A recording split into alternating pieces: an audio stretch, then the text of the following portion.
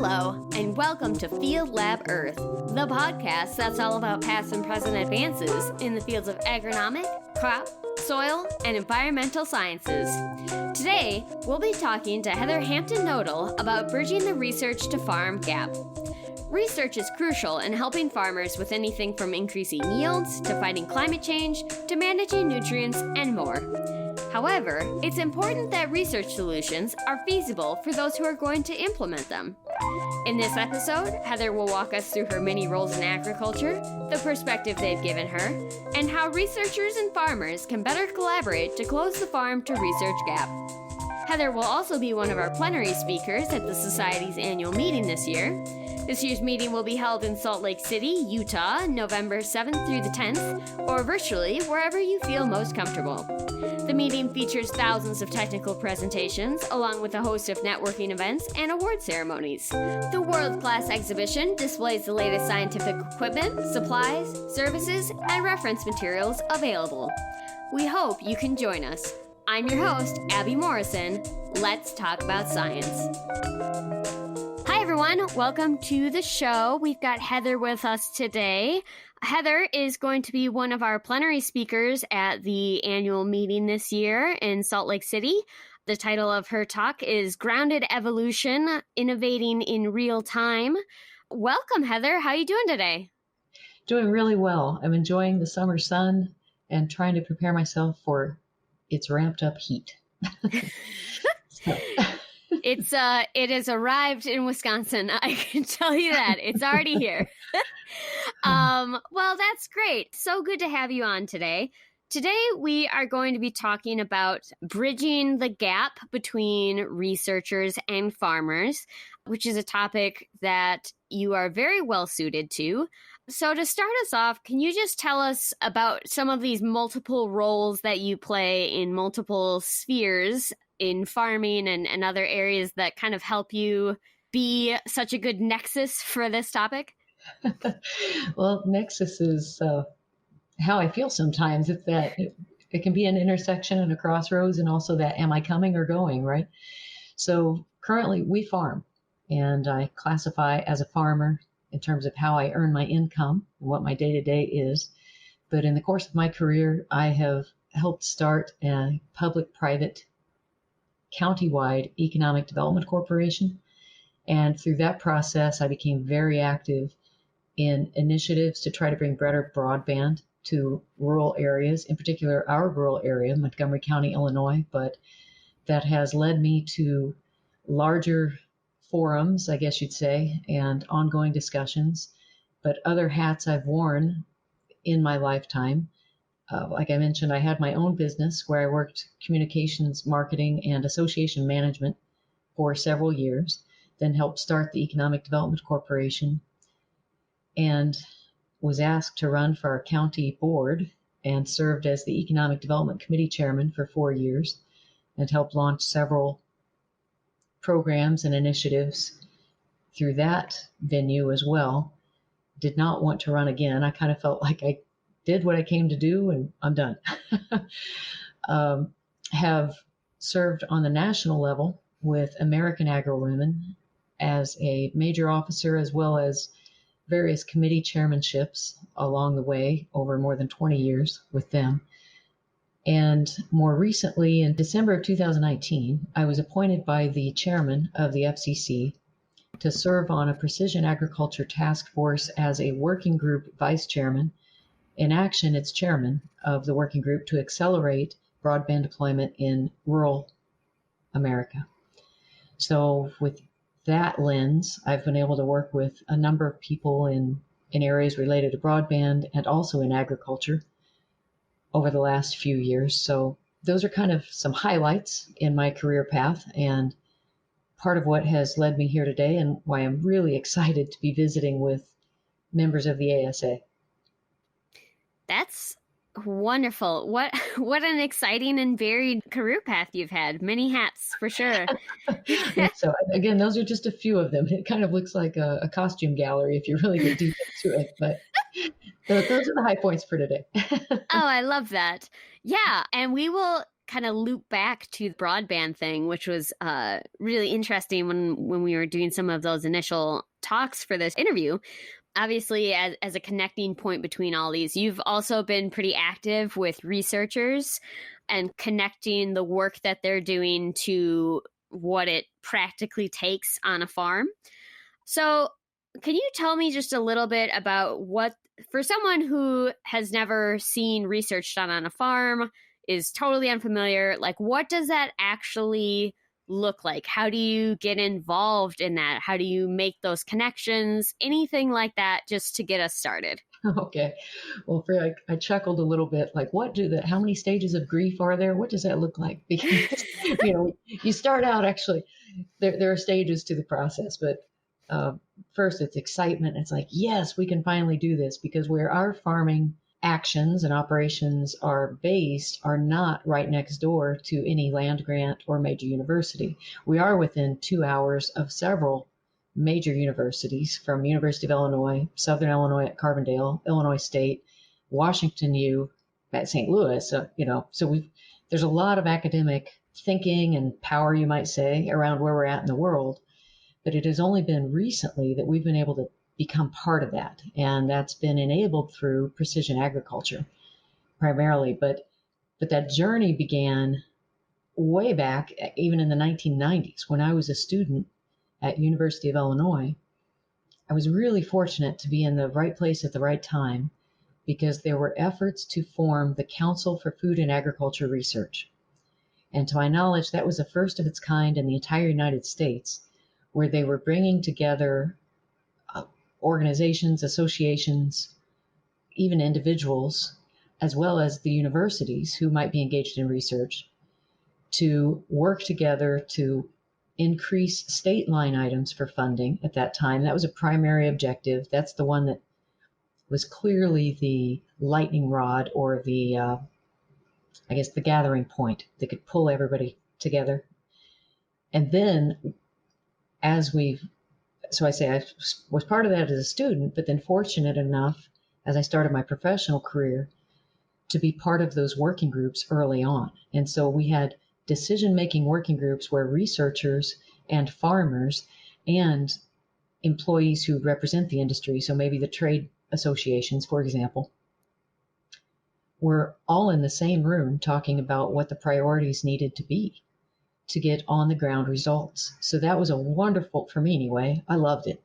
It was a wonderful combination of being hopefully visionary, but still relevant at the same time. And that experience, I continued to be involved with that as I worked with associations and as a volunteer. Ended up chairing the working group on expanding agriculture markets, but I had worked with working groups in production and in water quality, was part of the Water Quality Strategic Research Initiative, which there were a few strategic research initiatives, which we called SRIs. They were kind of like an overarching layer that would involve multiple institutions in problem solving. So think about that, if you will, from 1995 to 2010 as a model of true teamwork and a lot of communication, where there would be planning sessions and then touch base for meetings. There were also internal funding reviews, and I got to participate in those as well with University of Illinois on a few occasions, where you would come in as kind of an advisory member to just give input. Again, kind of keeping it real, right? Because a lot of things theoretically are interesting to consider, but what are some things that could have on the ground results? It may not be a year from now. We're realistic to know it may take 5, 10, 15 years, but what are those things that could really have an impact? So those conversations have been part of my background, if you will. And there was leadership from Illinois to then start what is now the Foundation for Food and Ag Research at the federal level. And I believe it was the 2014 Farm Bill where some seed money was allocated for that. And I'm not active on that board of that advisory committee, but I am a lead farmer with the Farm Journal Foundation. And we've had the opportunity to interact with some of the staff members and had a few touch points with some of the Food and Ag Research Foundation funded projects, like the RIPE initiative, which, again, I speak to University of Illinois because that's the closest to me. It's also my alma mater, which is kind of cool. But it offers a wonderful opportunity to see kind of firsthand some of the research that's taking place. Is this research being done on your specific farm as part of these programs? And if so, like, what specific research are they doing? So one of the research projects we were able to tap into this year is related to it. Again, precision agriculture makes it possible. So through an NRCS, that's Natural Resources Conservation Service, funded grant, a team comprised of economists and agronomists from University of Illinois is working with farmers at different parts of the state to basically produce some field trials. And the variables that we are able to measure for on our farm, or that we are attempting to measure for, I should say, which were programmed into our field plan, are a seed population and nitrogen application, one on a field that it is no-till corn, but then another is no-till corn into a 6-way cover crop blend. So we are very interested in learning what what the trial could tell us about that 6-way cover crop, especially in a year where it looks like if this turns out to be as dry as we think it is, hopefully we're going to see some subsurface moisture boost or some sort of benefit in that cover cropped field versus just the no-till environment. And right now we're kind of in this wait and see mode, although I still need to get some as planted data to the researchers before we would apply our second pass of N or nitrogen. So there's some variables, for example, that we are measuring for right now in real time. Sure. Okay, I have a couple of questions off of that. Okay. So first, I work in the publications department at the societies, and so I see a lot of papers where it's like you have to have a certain number of research years. So when you sign on for something like this, are you just like, I am committing to try this for a certain number of years, regardless of if it, just totally tanks and kills everything? Or like what, how do you negotiate? I don't know if a contract is the appropriate phrase either, but those agreements and collaborative projects and parameters there. Well, I'd say your language, your choice of words is right on target, because there is actually a contract and an agreement. And part of the conversation leading into it is, you use the phrase, what if it tanks? Well, right now, one of those fields is pretty hard to look at from the road. And I sent that to the researchers saying, we should have written into the contract, we need a sign that says research trial, because that field sits right at a corner. And of course, the neighbor's field, where they probably did 4 tillage passes before they planted a seed. Right now, It looks beautiful, right? And ours is kind of like, you can do it. You can do it. But again, we just feel the need to explain to people it's a research trial, okay? Sure. And part of that, in terms of term of years, you're right. It is, I think it's important to try to replicate as much as you can, right? To understand in the same soils, in the same, at least geography and latitude of the world, if you will. But what was part of this agreement, because of the NRCS funding, it is a 1-year agreement. It's kind of an annual thing where they are hoping to receive more funds. And I think they were just notified that they will be. And so they're looking for participants in future trials. We've not had a chance to look at that yet. Frankly, we've still had some replant. It's farming season, right? It's go time. So cleaning out bins, we do all of our own spraying. So if that's Y drop nitrogen application, or even some pesticide program, specifically herbicides right now, we had to fly some fungicide over the wheat, because we also have soft red winter wheat growing right now. So a lot's going on, and I haven't had a chance to look at the round 2 contract, if you will, or what those terms are. But one of the pieces that we talked about is if it tanks. then what? And they do have our 5-year yield history that we provide for crop insurance and we have for FSA.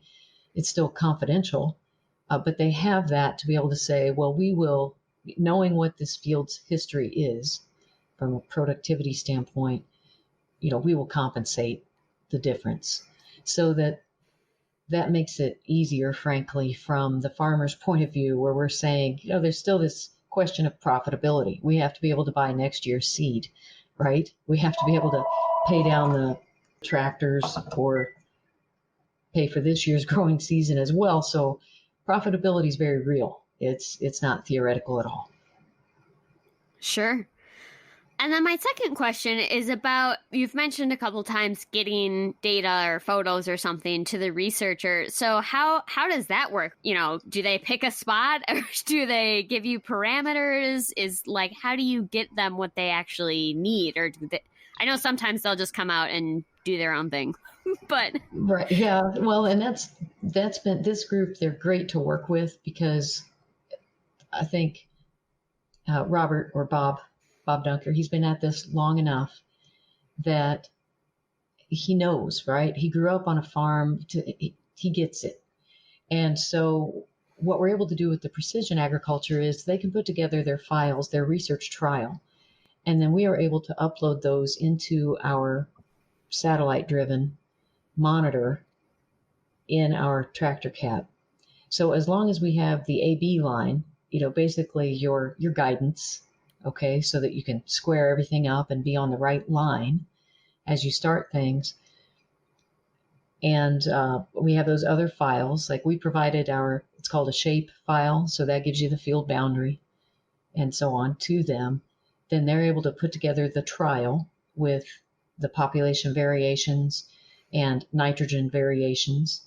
That was another piece for those who are really into the agronomy of this, we apply kind of a 2x2 nitrogen as we are planting. So it's within 2 inches of where the seed is planted. And that was another piece of this trial in one of the fields. So it's primarily these computer files that we're able to then upload, fortunately, with a jump drive to our monitor, which is in the tractor. And for the most part, it worked pretty seamlessly. We've still got technical issues between basically different colors of paint on the farm. One high-speed planter works a lot better with the same color tractor than trying to translate. We haven't figured out how to make it translate. We had to put an air seeder on the other tractor just because it was time to get in the field and get things done. So after about 4 months of definitely 3 hard months of messing around with it, we're like, it's just go time. Let's go. Yeah. And thanks again for taking time out of crazy season to be on our show. We really appreciate that. Oh man, that's so interesting. I think precision ag is so fun and cool. And even though it's very above my head on the jargon scale, I adore it. I think it's super fun.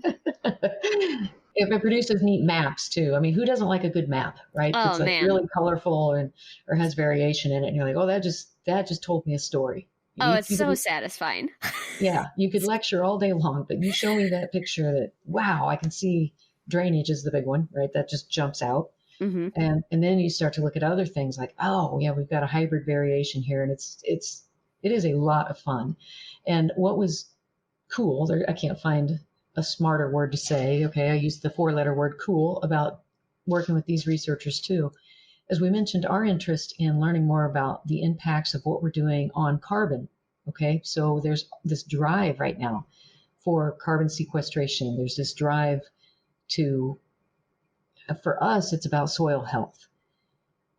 But there are other policy factors that could be maybe creating some economic opportunity, most likely in the long run, creating regulatory environment that I just think it's better. The more information we can have to really inform those decisions, the more realistic we can be about what's doable and what's attainable. So they came out with Verus, I call it machine. It's kind of like a little blade that runs through the field to try to gather even more soil information on the one where we had, well, on both fields actually, where we have these two trials going. And I was able to be out in the field with them to take some pictures and take a ride as we did the one with the 6-way cover crop blend. And I think that, as well as another, actually 3 layers of information or data that we would not have gathered on our own, because we do not yet have a soil sensor that's kind of as we go through the field with whatever pass, whether it's the planter or some other pass, for example. But in no-till, we're not really doing any tillage to drive through the field and acquire that information. So how we've approached getting our soil sampling in the past has been, we hire an agronomist who's a certified crop consultant as well, but a soil scientist. They go out, they grab the samples and send it to the lab, and then we get the information back. Versus precision agriculture seems to be moving in a direction where we may be able to get some of this information real time. Now, how soon will that happen, and how will our telecommunications environment, basically broadband, allow us to really maximize that, are questions that I don't have good answers to right now.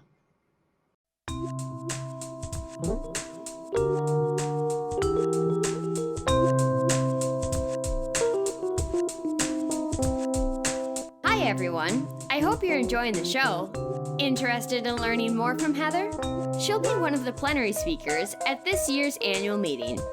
Each year, the American Society of Agronomy, Crop Science Society of America, and Soil Science Society of America host a premier scientific international annual meeting. Come join us. Convene with thousands of other scientific leaders from industry, government agencies, and academic institutions this year in Salt Lake City, Utah, November 7th through the 10th, or virtually, wherever you feel most comfortable. The Society's annual meeting is the premier opportunity for professionals working in agronomic, crop, soil, and related sciences to hear about the latest research, meet and learn from their peers, expand their knowledge base, and take advantage of networking opportunities to enhance their careers. Visit acsmeetings.org to learn more. We hope you can join us. Let's get back to the show. The future is now. We're right on top of it. It is. It's like it's happening, but yet is it really that accurate? Or do we have a robust enough infrastructure to really capture all that data? And when we do, how can we work with it intelligently? Yeah. So there's a lot of moving pieces. For sure.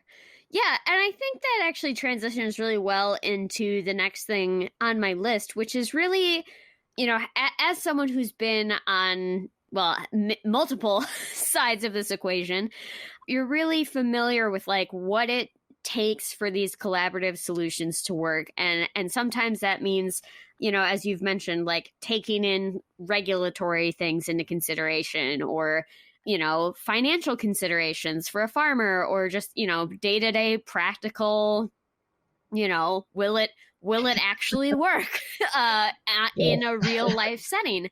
So I was hoping you could talk to us a little bit about like, what are some things that researchers can do, whether it's in planning their projects or working with farmers or presenting solutions that can really bridge that gap to be within the parameters and practicalities that farmers have and face on a daily basis?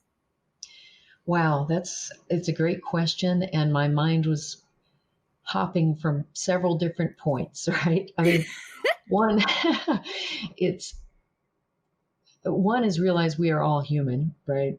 And I think I've met some absolutely fabulous people, regardless of their career. I'm sure you have too, right? And you think, man, these people rock. And many of them have been researchers. So that's, feather in their cap. Woohoo. But then you also find that being people, sometimes we take a lot of pride, not necessarily just in our work, but in our accomplishment. And I think that for both of us, the farmer who's wanting to just hopefully do the right thing. But there are farmers also who are well aware of what their title might be or what their accomplishment might be, just as there are researchers as well. So I guess my first tip of advice would be just leave your pride at the door, right? Like pack it up and just when you're out there in the field and you know the forecast is calling 80% rain by 6 o'clock this evening, just know that at 7 a.m. in the morning, when you're ready to pull in and do that trial, it's got to work. We don't have 2 days to run this by an IT guy who doesn't exist because the farmer is the IT guy. Mm-hmm. So, or the equipment may go down, well, then we're at the mercy of the availability of some tech most of the time from one of the equipment companies or possibly two, depending on what just happened. So the researcher has to realize this isn't a controlled laboratory environment. We cannot just amp up like a growing chamber, right? So today I'm going to make it look like we are in Peru at an altitude of 8,000 feet and it's, July 1st. We can't do that. We cannot control all those variables. So we are living and working and trying to adapt in real time. So if they can be in that journey with us and willing to be part of that and recognize it's kind of like, it's more like a rafting ride where you think you know where the rapids are in that river, but you may hit them at a different angle and it was going to be a different experience every time. I think that's a big key to the successful on the ground relationship. But would you like me to elaborate on some of the other elements as well? Oh, go for it. Okay. All right. So you touched on it. We touched on it a little bit. This knowledge of the regulatory environment is so key. And again, I'm speaking both not only to people in the research community, but also to farmers as well. The trade associations have been trying for years to soft sell and also kind of beat farmers over the head and say, you really need to be doing things well.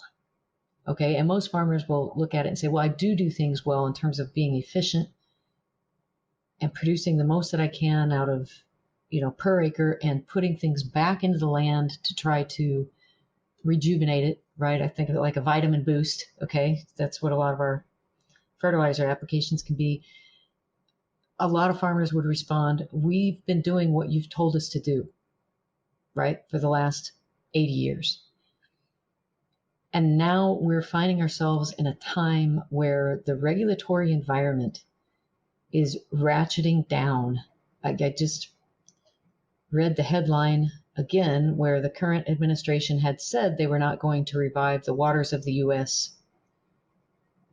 proposed rule, but bam, I don't know if it was Thursday or Friday afternoon last week. I forget exactly what day it was, but like on Tuesday, an administrative rep went on record in a meeting with one of the commodity association or farm organizations saying, nope, don't worry, it'll be fine. But within 48 hours, we are back to, red alert mode where we were 12 years ago.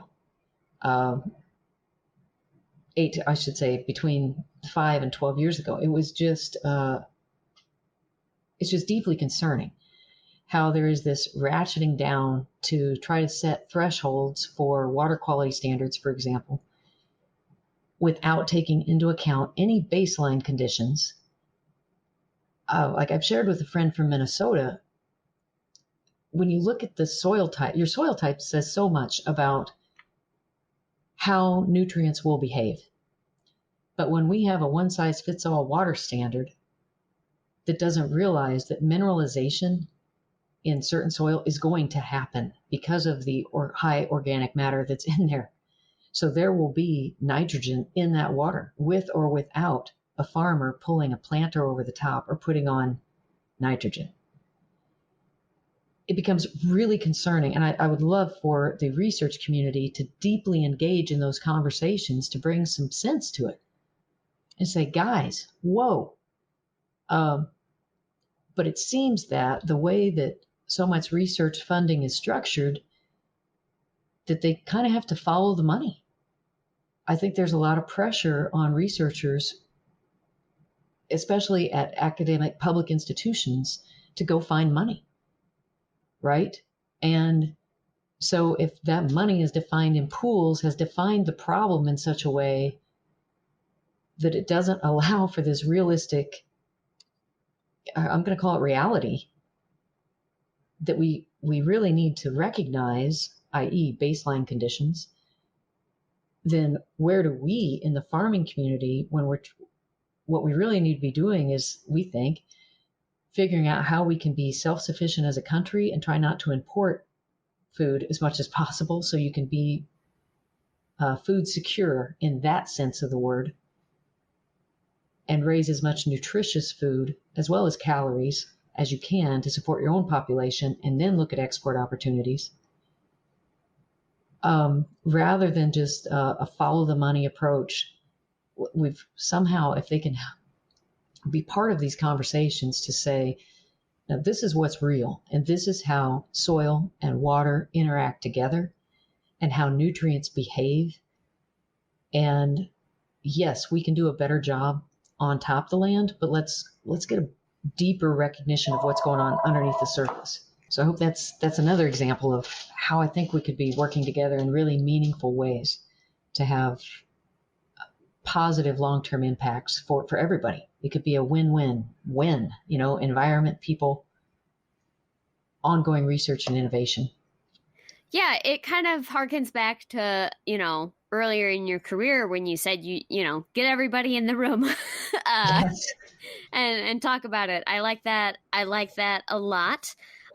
This is also my quick plug for Congressional Visits Day. There are ways for people to get involved. The societies have Congressional Visits Day every year. You can check out our website. I'll include a link in the show notes if you have any interest in being involved with that. But yeah, I love that advice. I think it's also just good life advice of having grace for people and just understanding that life happens and sometimes conditions are not what you thought or wanted, and it's fine. It'll be fine. Yes, that was my takeaway from 2020 in particular. Like you say, having the grace, but it's about flexibility, Mm-hmm. right? I mean, that's what allows us to adapt, is we have to figure out, kind of sometimes take a pause in the moment. Mm-hmm. I say, wait a second, is there a way I can be more flexible without compromising some really important principle, that, a fundamental value? I'm not saying that. What I'm saying is there's sometimes where we can operate more nimbly and flexibly when we just kind of stop and think about it and think about the whole and not just our one piece in it. And then we start to figure out, oh, hey, maybe I could approach it from that direction, or just try a different tactic. Yeah, totally. Holding things with loose hands is a Yes. key life lesson. Yes, I think of that 38 Special song, hold on loosely, but don't let go. That is a great line. I like that very much. So yeah, speaking of kind of this forward-looking agility and forging new paths and new conversations and getting everybody together to work on these solutions, what are you seeing on the horizon, both, whether that's the research that's being done on your farm and the programs you're involved with, or just in general areas for growth and improvement? What about any of that? Gosh, there you go with those exciting questions. It just kind of, mental picture of a balloon exploding, right, with colors flashing out of it. Right now, again, the policy agenda is driving a lot of what I would say we in the farming business are being encouraged to pursue. For example, carbon credit markets, as an example. And as long as that is voluntary, I think this could really be an opportunity.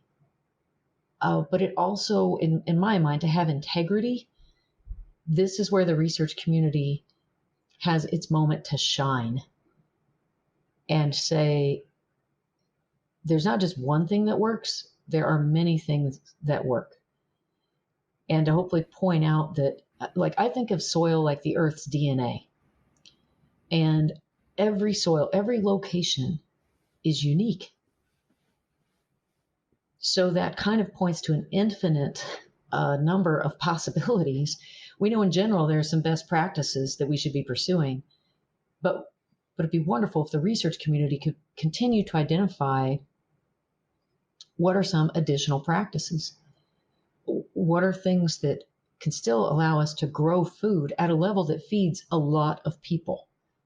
Because to just say, go organic, well, then I'm not going to pick who dies in that scenario, because worldwide you can't do that and survive.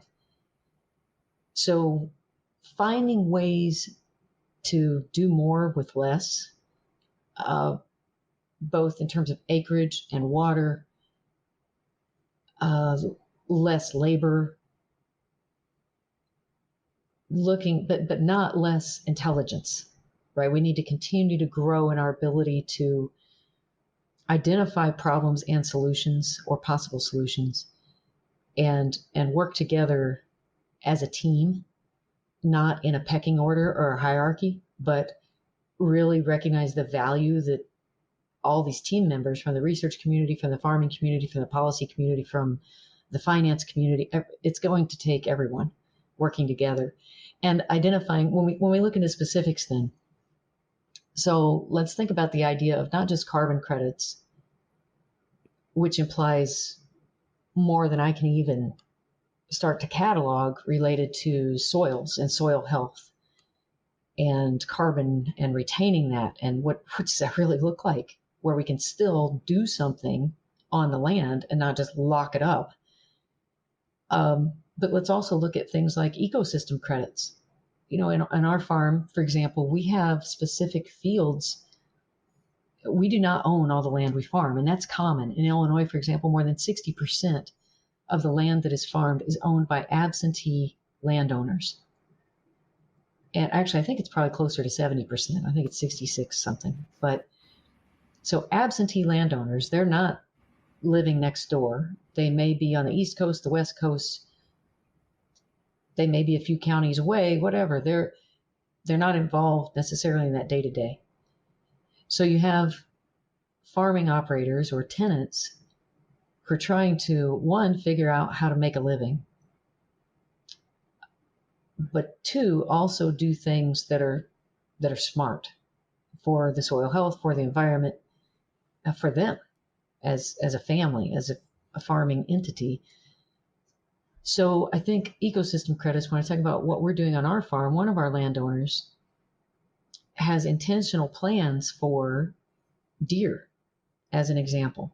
And he owns a lot of wooded acres that are surrounded then by farmed fields. And we intentionally will do things differently within certain areas, strips, or fields, depending on what the objective is.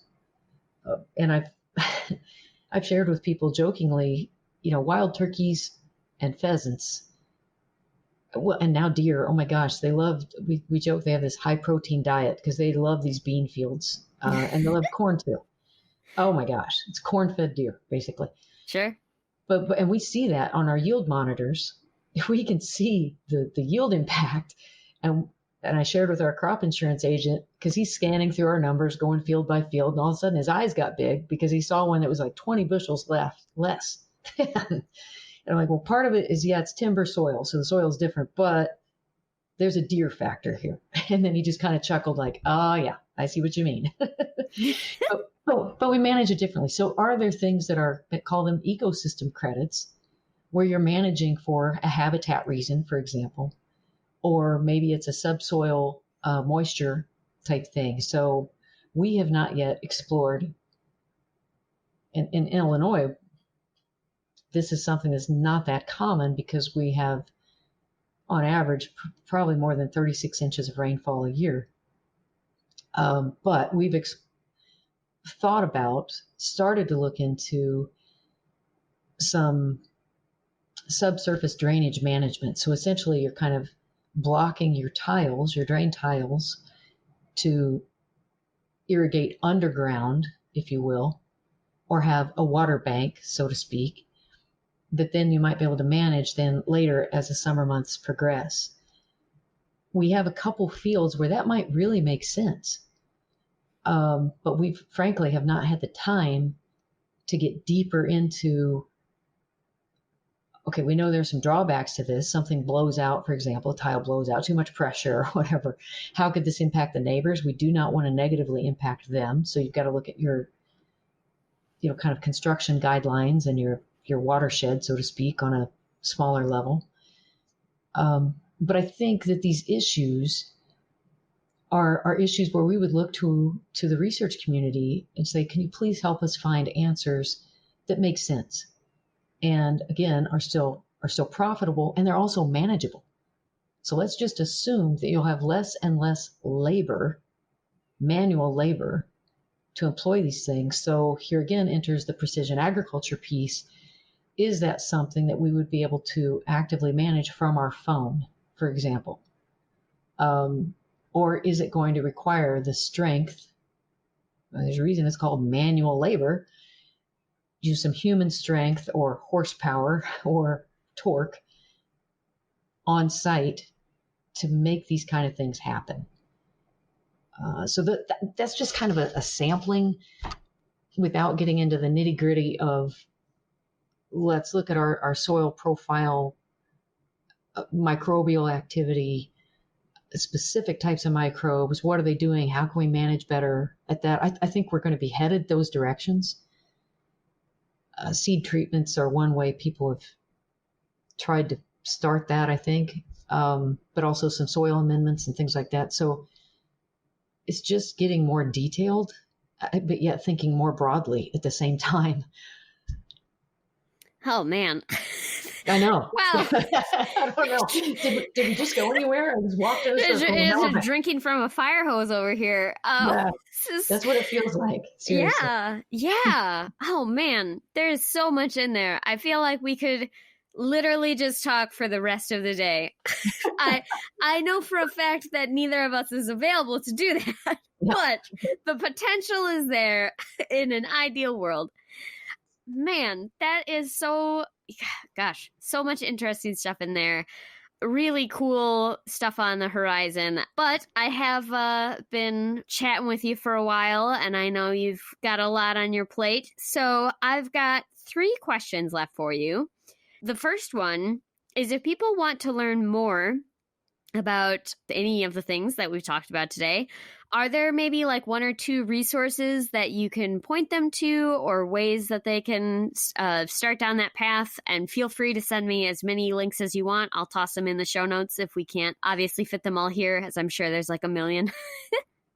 Yes. Well, I think the first one is get registered for the ASA conference, right? Mm-hmm. Everybody needs to show up at the convention in November. I'm excited. I really am jazzed about being there with everyone. 2, in terms of resources on the precision agriculture piece, I have admired what one of our peer working groups, the Connectivity and Demands group, has put together as part of the Federal Communication Commission's Precision Agriculture Task Force. So on the FCC website, you can find the interim reports. Our group, for example, is deployment or accelerating deployment. And there's a data and mapping subgroup as well, the connectivity and needs, and also adoption and jobs. And there are just phenomenal people on each one of those working groups who have put together some really good background information and also trying to look at a trajectory and look ahead. So I think that taps into kind of a cross section of some of the things we've talked about. There's probably some archived information on that Council for Food and Ag Research, our water quality initiative, that strategic research initiative. There was so much good research that went into that I think was really foundational, that could still be, and I don't know because I'm not reading the journals all the time, but my guess is that some of that research could still be cited even today, or at least looked at for the methods and the questions they were asking. Those would probably be kind of the starting points that I would point to. And if people are interested in the farm side of things, I would definitely encourage them to step outside just your professional organization and look, like, for example, if you're a woman in research, look to join an agri-women affiliate in your state and get to know some of the farmer members and other agribusiness members in that organization. It could be really fulfilling, and open up some of these conversations like, wow, I either didn't know that or I'd never thought of it that way. And men can join too. It's not, even though it says agri-women, men are welcome. Any other farm organization as well. I think there's just a lot of good things happening. And, asking them if you could even attend their board meetings just to sit in and see what kind of things are they talking about? What's on their mind? That would be a really good touch point if people really want to kind of get grounded in what's happening at the farm level, so to speak. Sure. Yeah. And that leads really well into my next question, actually, which is if people want to get involved, obviously joining these organizations is a big first step. What else would you suggest for people who want to get started down any of these paths? Wow. Well, we have a program called CEO, which is Creating Entrepreneurial Opportunities, and I helped start that in our county for high school seniors. So they're launching a class business together, but then they also launch an individual business. But as part of this, they're doing career exploration essentially the entire year. They're meeting in businesses, touring businesses, talking with business people. And I think, like in journalism, people will say you need to diversify your Rolodex. Okay, well, now it's your contact list. But that idea of intentionally reach out. So maybe it's look on LinkedIn. I don't know. Look in some of the farm publications. Look on YouTube. Do some searches. Find out who are some of these farmers, for example, or researchers, and just try to introduce yourself to them. I sent a blind email I say blind because we hadn't had any formal introduction. I'm still waiting on a PhD in kind of microbiology to get back to me because we want to know more about soil microbes at the farm level. But I'd really like a little bit of guidance to begin with, kind of tell me what I should be looking for, and what I'm identifying. So, I mean, that may sound out there, but it's kind of like that. Just introduce yourself to some people and start asking some questions and form some relationships. And not just one person, but find several if you can, so that you get multiple points of view, because none of us is right 100% of the time. We're lucky if we're right 10% of the time. And that's why we need each other. Totally. I feel that on a deep level. Yeah. And I know actually the societies have we have discussion boards, and there is ask a soil scientist. Like, that's one example of a way that you can reach out to people. And I mean, obviously doing the podcast, I have found that people are like really jazzed to talk about the stuff that they're working on. They like to share their knowledge. So yeah, I would also put in a plug for, reaching out to people and asking questions. Last question. What is one fun fact that listeners would not know about you if all they had was your research or this talk? I have no idea. Depends what your definition of fun is, right? So they could find out I have a equivalent of a minor in Russian language and area studies, but I don't get to use it very often, so I'm kind of rusty. And I have 4 children who are preparing for a 4-H fair that's the end of this week. At least they're supposed to be preparing for it. I don't know on the podcast how much is really getting done. So, and we just got some chickens the other day for the first time, and I'm hoping that our parkour cat does not figure out how to slip in and out of that pen, because he's got his eyes on him. Yeah. Yep.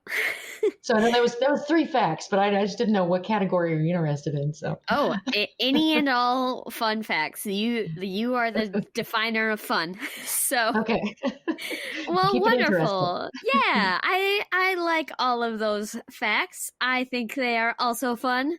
And thank you again so much for all of the work you're doing to wrangle everybody into the same space. I shouldn't say wrangle. It's not like they're fighting it, but to organize getting everybody in the same room, starting those conversations, doing the work, making food for people to live. All great stuff. Thank you so much for your time, especially in crazy busy time. Thanks for being on the show. Thank you for having me. It was an honor. Thank you.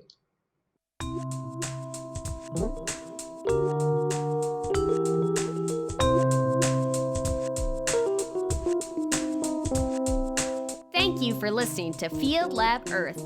You'll find links to today's resources in our show notes or on our website. If you have any questions, comments, or recommendations for show topics, please contact us at podcast@sciencesocieties.org or on Twitter @FieldLabEarth. If you'd like to hear more content like this, please subscribe, and don't forget to rate and review us on Apple Podcasts, Podchaser, Stitcher, or anywhere else you find your podcasts if you like our show. This podcast is a joint production of the American Society of Agronomy, Crop Science Society of America, and Soil Science Society of America. Special thanks to Lobo Loco for the use of their song Spook Castle on the intro and outro of our show. Opinions and conclusions expressed by guests are their own and are not considered as those of the American Society of Agronomy, Crop Science Society of America, Soil Science Society of America, its staff, its members, or its advertisers.